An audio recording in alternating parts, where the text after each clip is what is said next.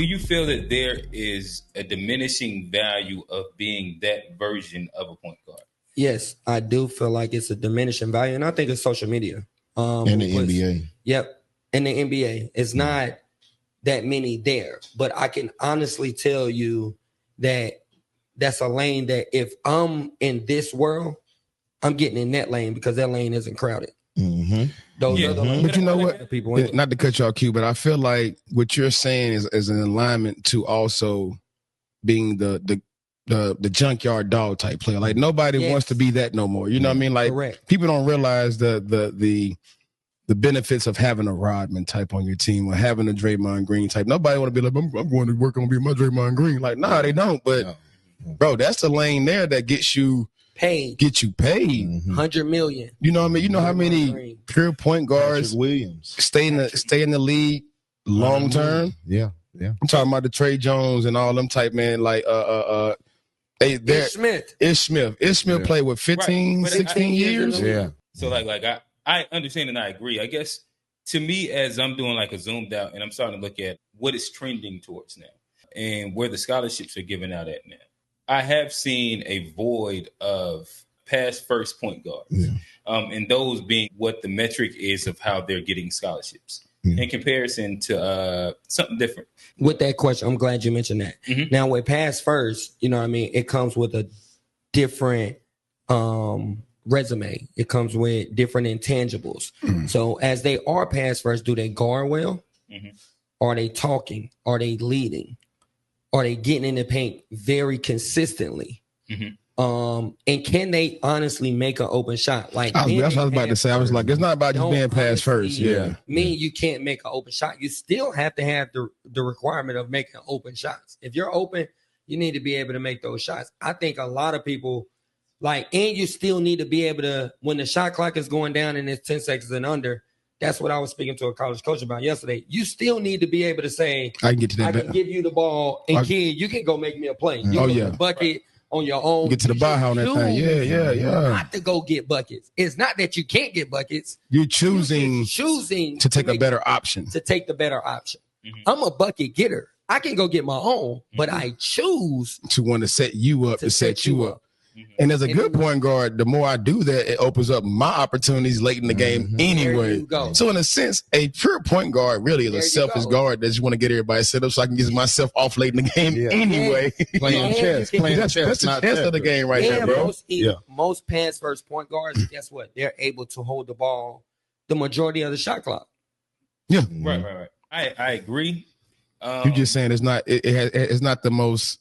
Like the era of, I'm trying to think of like Charlotte grew up and we watched nothing but a bunch of pure point guards at first. And from Muggsy Bowles and everything. The league is transitioned. There's not a bunch of Andre Millers. Yeah, correct. Like they don't exist in the league at all. They don't really exist inside college basketball. They exist, but they don't start. I think that's I would say they exist, but they just don't start. I think that's the issue. I think we look at it from an NBA perspective, but it's not too many. Yeah, it's not too many of our kids that's honestly gonna actually get to that level. So I tell a lot of kids that I deal with, look at college. Watch college. That's the measuring stick. Past there, kids, you were damn. You was good. Yep.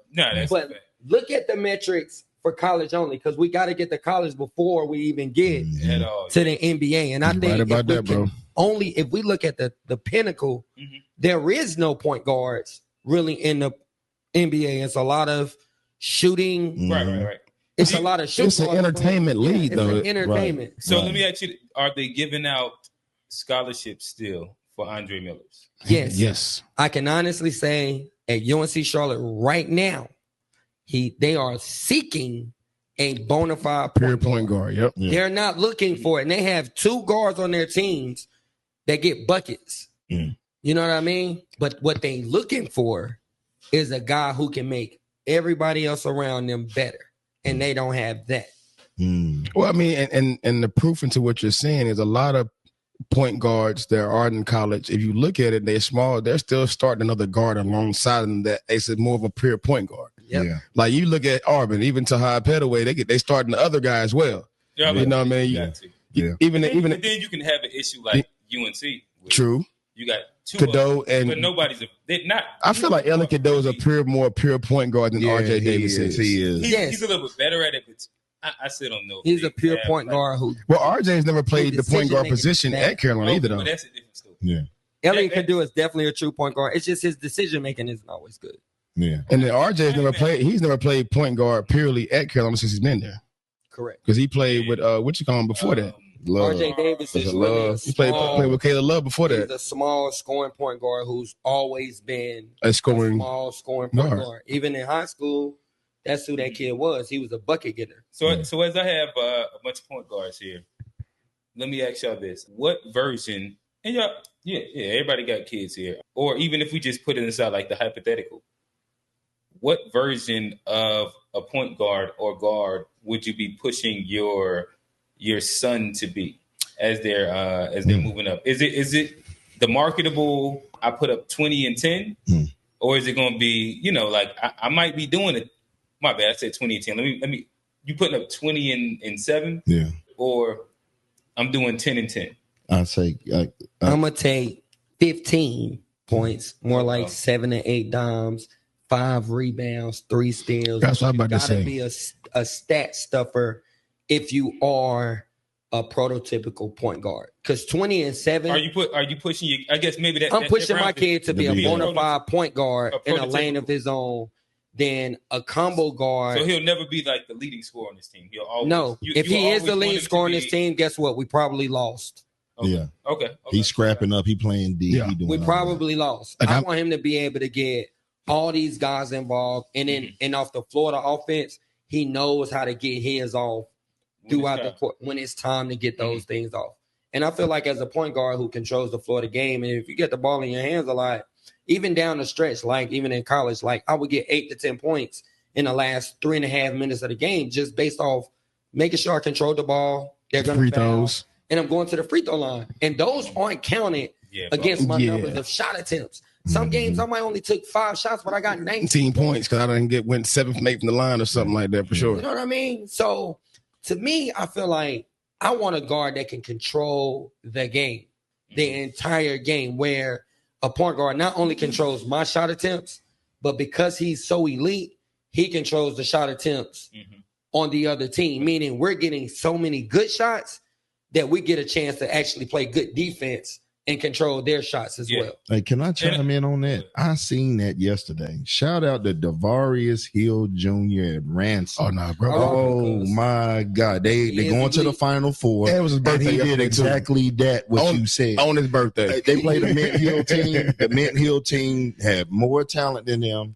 and he just controlled the game. I shouted him out on our story. Yeah. He controlled the game, and he's just like a grown man. Like he just – how he plays, the pace, he just controlled everything. That's how his dad played. And his dad played that way. He didn't try, and he got a bag. He didn't try to get in it. He was getting everybody the ball. He'd get the paint touch, collapse. Oh, there you go, big man. Get in there. He just selling out, just getting it everywhere. And they won the game. They won the game like that. So shout out to them. I always like to shout out our kids, as in this area. So for me, growing up as a point guard, I wanted to be Jason Kidd.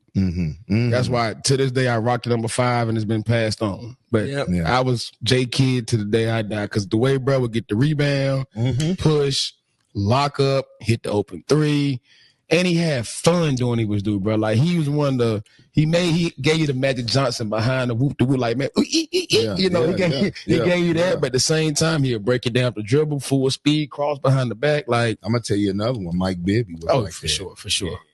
But those are the type guards I try to mimic my game after. And I would, if I am raising the point guard, which I'm not at this moment, what I mean, I would really mimic what J Kidd did.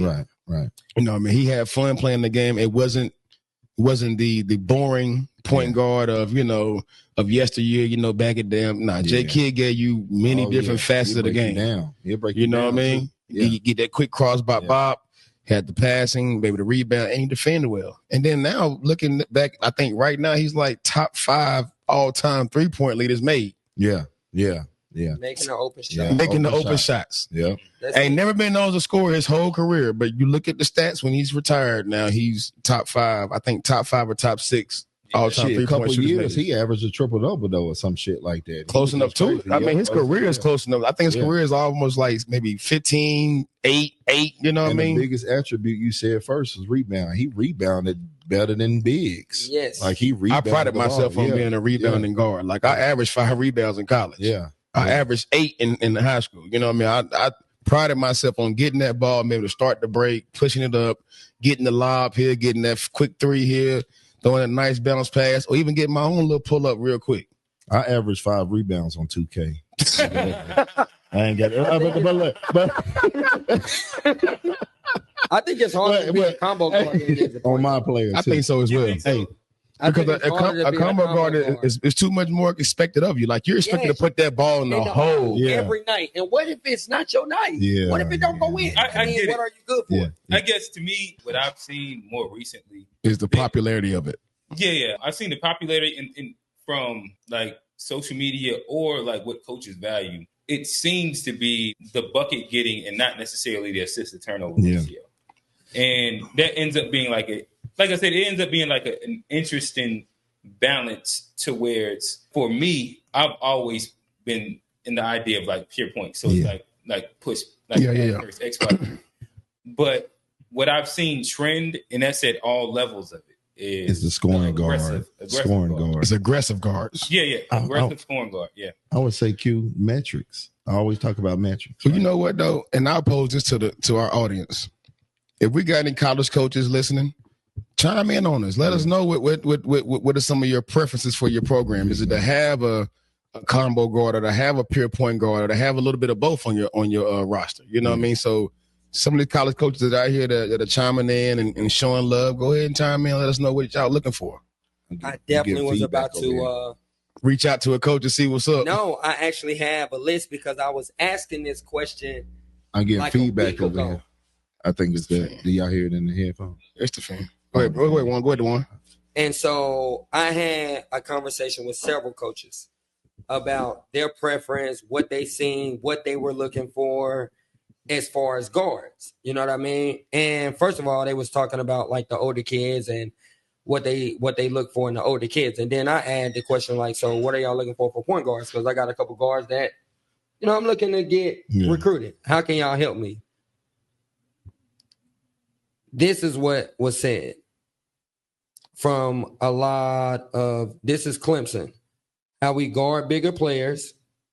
Can he shoot? And his toughness. A lot of college coaches don't let you dominate the ball in your hands like in our day. So, I mean, being able to make quick and decisive decisions, sufficient, I mean, being efficient with your play, being efficient with the ball more than anything else, because like you're saying, the game is not centered around a guard having that ball the whole time. Right. Yep. Unless you Shea Gilgeous and you 6'6". But it's the NBA again. We're talking about, we're talking about systems. Right. It's non-negotiable. This is Clemson. Toughness and grit. It's non-negotiable. If they don't have that, I won't even look at them. That's Clemson. I'm gonna go to another coach because I was just having this conversation for I was asking questions for little guards. You know what I mean? And I'll be trying to express to my little guards that if you're going to be little, you got to be different in some way, shape, or form. Mm-hmm. Yeah. If you're not different, you already selling yourself short. You got to be a dog. There's no way to be recruited under 6 foot in this world if you're not different. You got to be Deontay Neal. If you're watching this, you have to be Deontay Neal. If you small, you got to be Deontay Neal. If you small. Yeah, if you small. That's what you check all those boxes you said right Yeah, there. exactly. Yep. This is about a small guard. Here's another ACC coach. Set the tone defensively. Yep. They have to make it uncomfortable for the other primary ball handler. Vocal leader on offense and defense has to understand pick and roll and how to create advantages of switching defense. 35 to 40% on catch and shoot. Great at pushing the tempo. I want to play fast every chance I get. Great locker room guy. Everyone has to want to play with you and like you. He said reserve guard coach probably checks 2 or 3 of those boxes as well. That sounds like Carolina. No, I'm just saying they play fast, push the tempo. What grit, defensively set the tone. I mean, you look at the guards they've had. His connects. Oh no, I don't want him to. I told him the I'ma first one steal was his from phone. Clemson. First one was from Clemson, so we got that nugget. I'm gonna even tell you a D2 coach. Don't sit your phone down. I'm gonna steal it. This is a D2 coach. If this kid is under 6', Dewan, this is what I'm looking for. Speed. How fast is he with the ball and without the ball in his hand? On ball defender. He needs to be an elite on ball defender. He has to be able to distribute the ball, and he needs to be able to make an open three. That's a D2 coach. I know a little point guard like that could be molding themselves into that mold right now. Let's see. This is, and I'm gonna drop it on this one. This is Central. NC Central. NC Central. I like it. That's where I graduated from. And shout out He to better Central. be angry and nasty. Lavelle. Pest on ball. The Veil don't play, bro. Pest on ball defender. Got to be able to beat guys off the bounce. Most important thing to see is how can they pass off the ball screen? Little guys struggle to pass. Metrics. I haven't recruited many little guards because I try to hold them to your standard. Got to be able to get 2 feet in the paint at will and make the pass and make shots. I need a certified killer coach. I don't want nobody that's little that's not certified as a killer. Also, little guys aren't getting their shots off in D1 versus 6'5", etc. This is great insight, boy. I hope people that's real. Great insight right here. Real talk, though. You're getting it off the text thread. Fresh This off is off a text thread. These are hot coaches. light on, baby. This is hot. Hot light on. Keep reading. Yeah, I am. I'm about to keep reading. Yeah, go ahead. You in your bag right now. He better be fast as hell and take care of the ball. And he better be a B on defense coach if he is under 6 feet. Metrics. There you go again. That's Mercer University. Nah, that's setting the trend right there. I mean, if y'all out there listening right now, point guards, not combos, point guards. It's okay to be a point guard. Right. It's okay. But this is what they want. And it's a lot of coaches are honestly that I speak to, they want the common point guard. The reason they don't get them is because everybody now is so consumed with being a combo. Okay. That's so you're taking combo guards and trying to make them point guards. So that's why you got a Caleb Love out there. That's still in school. That should have been left. But guess what? With Caleb Love, that's a great you got a traditional point guard beside Caleb Love, Jaden Bradley. Yeah. Right. See, now Caleb Love is not on the ball. Jaden Bradley on the ball. Caleb Love get to be who he is. Yeah. Get to be a combo guard. So let me ask y'all this. Again, I like this. We're getting into like more nerdy basketball talk. Yeah. So do you think that the evolution of the game has pushed out that traditional point guard in lieu of the combo guard now? I advise all kids to look at the college level because everybody not making it to the NBA.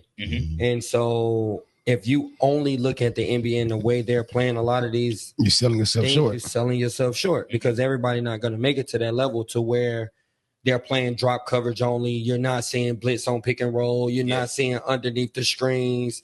No, you're not. A lot of switching is going on in the NBA because they done played a lot of small ball.